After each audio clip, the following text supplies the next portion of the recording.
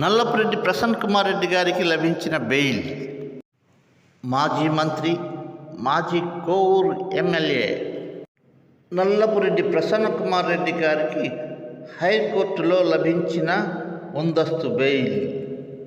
మాజీ ముఖ్యమంత్రి వైఎస్ జగన్మోహన్ రెడ్డి గారు నెల్లూరు జైలులో ఉన్న మాజీ మంత్రి కాకాణి గోవర్ధన్ రెడ్డి గారిని పరామర్శించి నెల్లూరు దర్గామిట్టలోని జేవిఆర్ కాలనీ నుంచి అంబేద్కర్ భవన్ వెళ్తున్న రోడ్డులో ఉన్న నల్లపురెడ్డి ప్రసన్న కుమార్ రెడ్డి గారి ఇంటికి పరామర్శించడానికి వస్తున్న సందర్భంగా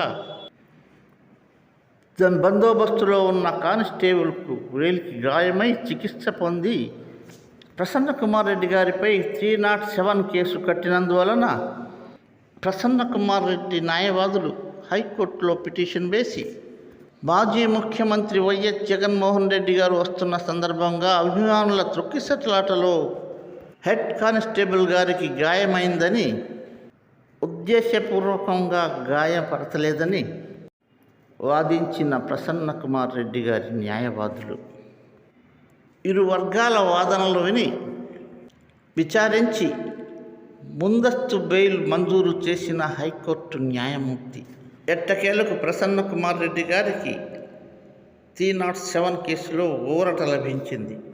ప్లీజ్ సబ్స్క్రైబ్ చేసుకొని ఒక లైక్ కొట్టి బెల్ ఐకాన్ నొక్కండి. ఒక ముఖ్య విన్నపము, చిన్న పిల్లలను మొబైల్ నుండి దూరంగా ఉంచండి ప్లీజ్.